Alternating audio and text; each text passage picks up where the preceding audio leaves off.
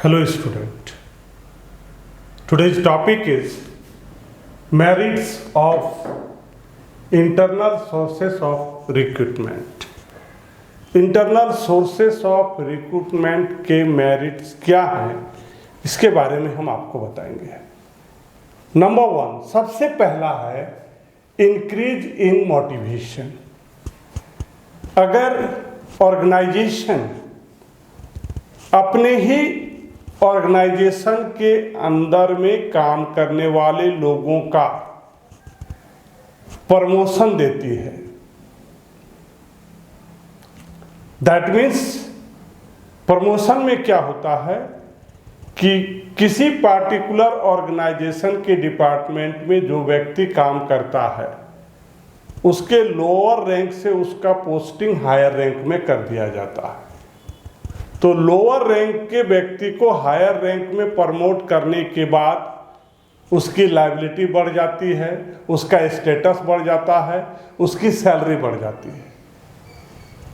इस तरह से अगर पूरे ऑर्गेनाइजेशन में प्रमोशन की बात हो टॉप टू बॉटम में, सिर्फ एक ऑर्गेनाइजेशन के अंदर में जितने भी डिपार्टमेंट हैं और अगर वहाँ पर हम एम्प्लॉय को प्रमोट करें, प्रमोशन दें, तो इससे लोग क्या हो जाते हैं, मोटिवेट हो जाते हैं।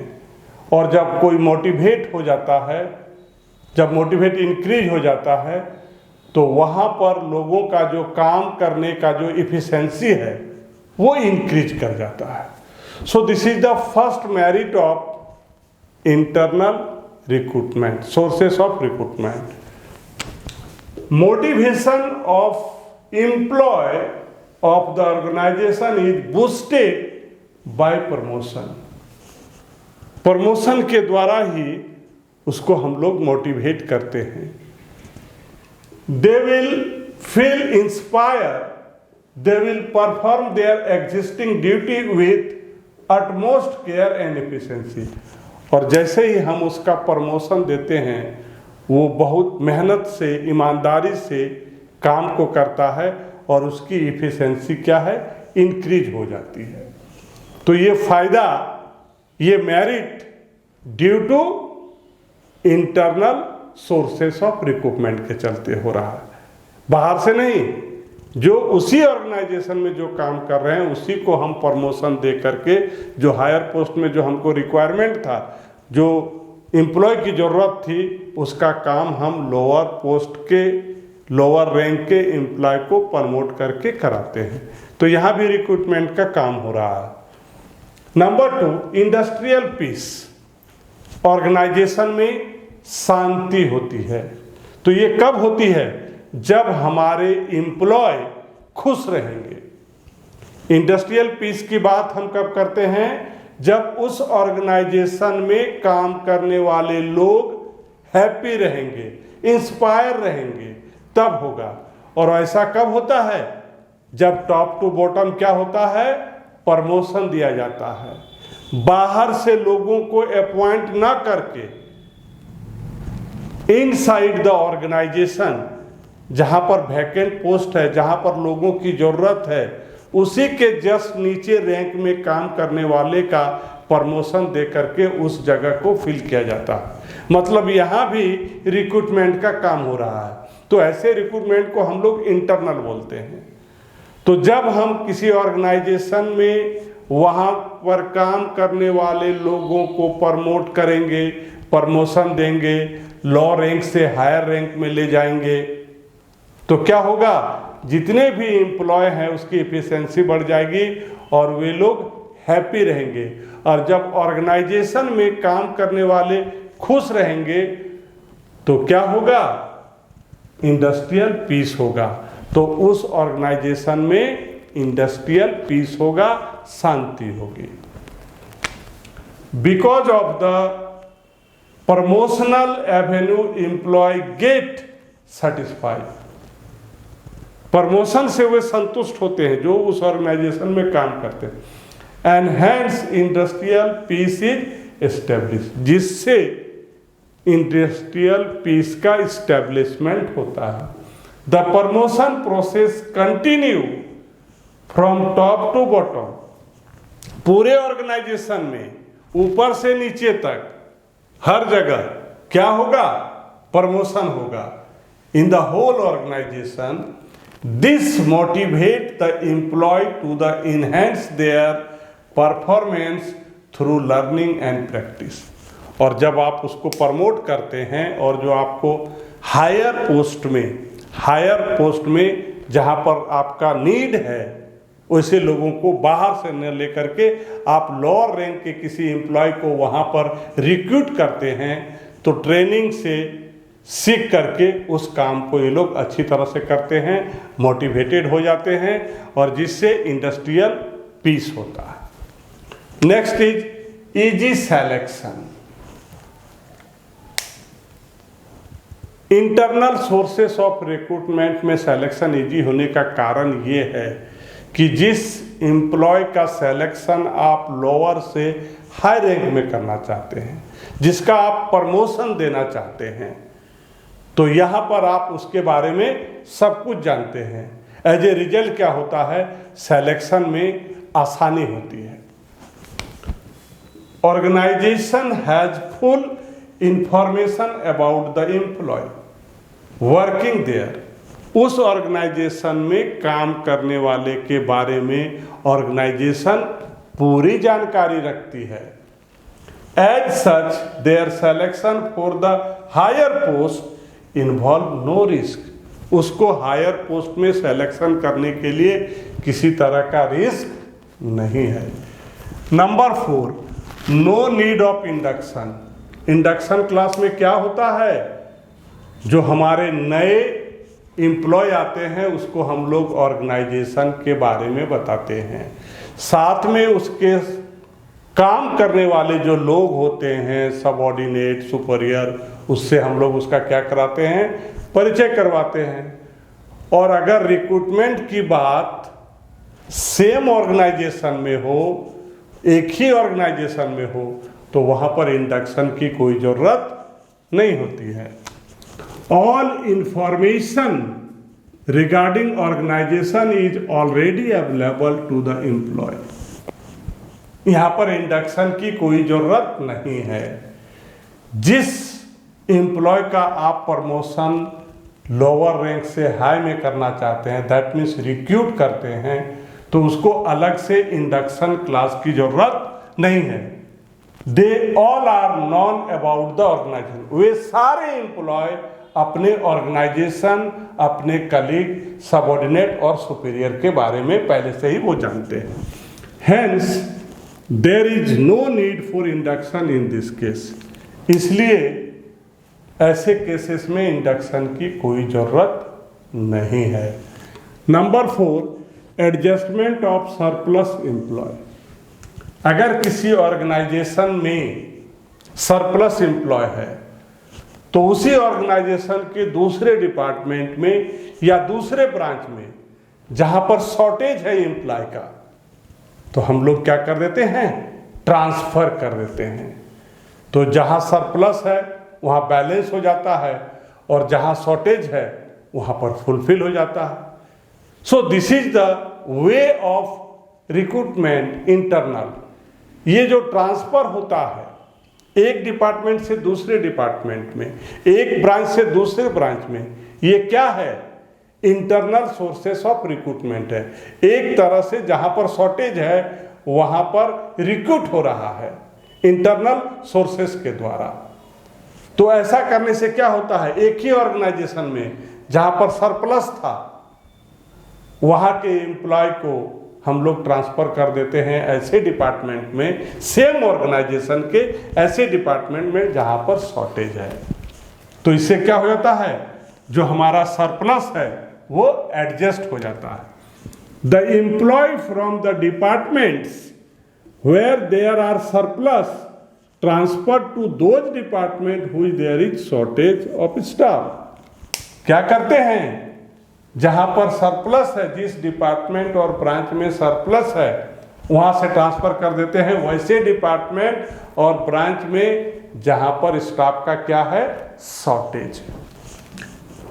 Next is economical sources.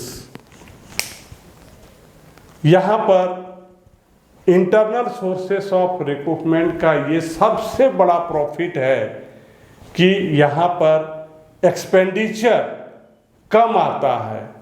यहाँ पर जो इंटरनल रिक्रूटमेंट होता है इंटरनल सोर्सेस के द्वारा, तो इसमें एक्सपेंडिचर पैसा जो है कम लगता है, कम खर्चा होता है। Organisation doesn't have to spend any amount on search of sources of recruitment. यहाँ पर जो रिक्रूटमेंट के लिए लोगों को खोजते हैं उसके लिए अलग से पैसा खर्चा करने की कोई ज़रूरत नहीं है, ऑर्गेनाइजेशन का कोई खर्चा नहीं है। किसी का रिक्रूटमेंट के लिए इंटरनल सोर्सेस ऑफ रिक्रूटमेंट में किसी तरह का कोई एक्सपेंडिचर नहीं आता है। No doesn't have to waste time on long selection process, और ना ही सिलेक्शन प्रोसेस में किसी तरह का खर्चा होता है। No requirement of training for such employee, और ऐसे एम्प्लॉय को इंटरनल सोर्सेस ऑफ रिक्रूटमेंट में ना तो रिक्रूटमेंट में कोई खर्चा है, ना ही प्रोसेस ऑफ सिलेक्शन में कोई खर्चा है, और ना ही उनका ट्रेनिंग एम्प्लॉय का ट्रेनिंग देने में कोई खर्चा है। So these are the merits of internal sources of recruitment. Limitation of internal sources of recruitment. Number 1, stop the entry of young blood. Internal sources of recruitment में जो रिक्रूटमेंट होता है वो इनसाइड द ऑर्गेनाइजेशन होता है। यहाँ पर totally 100% stop कर दिया जाता है यंग जनरेशन को, यंग टेक्निक को। और ऐसे सिचुएशन में ऑर्गेनाइजेशन क्या करता है, जो ओल्ड पीपुल है, जो पुराने लोग हैं उस ऑर्गेनाइजेशन के, वही लोग काम करते हैं और उन लोग अपने पुराने तरीके से काम करते हैं और नए चीज का डेवलपमेंट नहीं होता है। So stop the entry of young blood.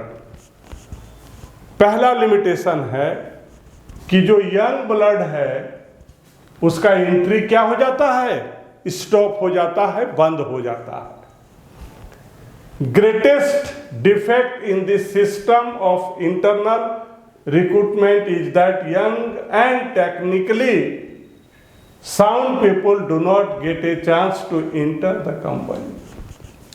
Internal sources of recruitment होने से जो हमारे यंग ब्लड हैं, जो यंग हैं और टेक्निकली भी हैं, ऐसे लोगों को क्या होता है, इस ऑर्गेनाइजेशन में चांस नहीं मिलता है। Old people run the organization with the help of their outdated idea, और इस ऑर्गेनाइजेशन का रनिंग ओल्ड पीपुल के द्वारा होता है और आउटडेटेड आइडिया, पुराने तौर तरीके से उसको काम किया जाता है उस ऑर्गेनाइजेशन में। And no new idea can develop, और जब नया जनरेशन नहीं आया, नए अंग चैप नहीं आएंगे, तो वहाँ पर नए नए आइडिया कहाँ से आएगा।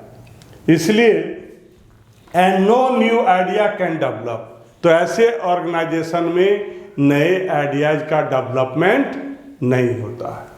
Number 2, employee become lethargic. जो एम्प्लॉय होते हैं वो जानते हैं कि हर 5 साल के बाद हमारा प्रमोशन होगा, हम लोअर में है, अपर में चले जाएंगे। किसी तरह की यहाँ पर कंपटीशन की भावना नहीं है, नेचुरली प्रमोशन होते ही रहता है। तो जब किसी व्यक्ति को बिना मांगे कुछ मिल जाए तो वहाँ पर जो लोग होते हैं वो क्या हो जाते हैं, लेथर्जिक हो जाते हैं, आलसी हो जाते हैं।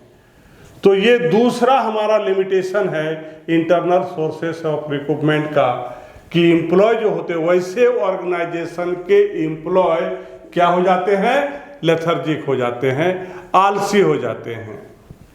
Internal sources of recruitment create a definite feeling of promotion, मतलब प्रमोशन के बारे में एकदम डेफिनेट हो जाते हैं एमंग द एम्प्लॉय के बीच में ये सोच लेते हैं कि प्रमोशन तो निश्चित है। This feeling make them lethargic and it affect their performance, और जब कोई आलसी हो जाता है तो उसका परफॉर्मेंस उस ऑर्गेनाइजेशन में ढंग का नहीं होता। किसी को बिना मांगे कुछ मिल जाए तो वो काम क्यों करेगा? सो नेचुरली ये क्या हो जाते हैं? लेथर्जिक हो जाते हैं। Next is not available in new organisation में। इंटरनल सोर्सेस ऑफ रिक्रूटमेंट का इस्तेमाल नए ऑर्गेनाइजेशन में संभव नहीं है।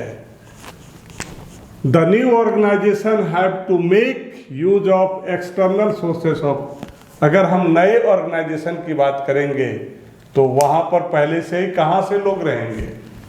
नए ऑर्गेनाइजेशन में एम्प्लॉय का रिक्रूटमेंट एक्सटर्नल होता है। So it is not successful. ये जो इंटरनल सोर्सेस ऑफ रिक्रूटमेंट है ये न्यू ऑर्गेनाइजेशन के लिए नहीं है। Number 4, sense of competition among the employee hampered. ये जो कंपटीशन की भावना है यहाँ पर खत्म हो जाती है। जो भी क्वालिफाइड लोग रहते हैं उनको कंपटीशन करने के लिए सामने वाला नया बंदा होना चाहिए, और यहाँ पर इंटरनल सोर्सेस ऑफ रिक्रूटमेंट में नए लोग आते नहीं हैं। तो यहाँ पर जो कंपटीशन है वो हैम्पर करता है, मतलब कंपटीशन की भावना खत्म हो जाती है। लोगों के दिमाग से ही कंपटीशन खत्म हो जाता है। Sense of competition is aroused when one is comforted with the better qualified employee। ये कंपटीशन कब होगा? जब सामने में कोई better qualified employee. This system of recruitment hinders the entry of better qualified. और कंपटीशन कब होगा? जब कोई बेटर क्वालिफाइड एम्प्लॉय एंट्री करेगा। तो इंटरनल में क्या है? यहाँ तो बैन है, बाहर से हम किसी को ले ही नहीं सकते हैं। As a result the employee do not get chance for any competition, और जिसका नतीजा ये होता है कि उसको कंपटीशन करने का चांस ही नहीं मिलता है। And last is frequent transfer hit productivity negatively. बार बार ट्रांसफर करने से जो ऑर्गेनाइजेशन का प्रोडक्टिविटी है वो डिक्रीज हो जाता है, नेगेटिव होता है। कारण क्या है कि बार बार ट्रांसफर करने से क्या होता है कि बार बार ट्रांसफर करने से उसको सीखने का मौका नहीं मिलता। जब भी एक पोस्ट से दूसरे पोस्ट में भेज दिया जाता है, फिर दूसरे से तीसरे में तुरंत, तो क्या होता है कि एक पार्टिकुलर जगह पर लंबे समय तक नहीं रहने पर उसका स्किल और नॉलेज में क्या होता है? डेवलपमेंट नहीं होता है। नॉलेज और स्किल में डेवलपमेंट नहीं होने के कारण जो ऑर्गेनाइजेशन का प्रोडक्टिविटी है वो क्या है? नेगेटिव हो जाता है। In this system employees are frequently transfer. Internal sources of recruitment में ट्रांसफर हमेशा बार बार होते रहता है, फ्रीक्वेंटली होते रहता है। This does not allow them an opportunity to become efficient any single job. बार बार ट्रांसफर होने से क्या होता है? किसी पार्टिकुलर जॉब के बारे में वे एक्सपर्ट नहीं हो पाता है। Consequently the productivity of the organisation get lower, जिसका नतीजा क्या होता है कि उस ऑर्गेनाइजेशन का जो प्रोडक्टिविटी है वो लोअर हो जाता है, नीचे की ओर जा जाता है। So my dear student, just you have learned from me about the limitation of internal sources of recruitment। My dear student, अगर आपको मेरी वीडियो अच्छी लगती है तो प्लीज़ हमारे चैनल को लाइक कीजिए, शेयर कीजिए, कमेंट कीजिए। Thank you.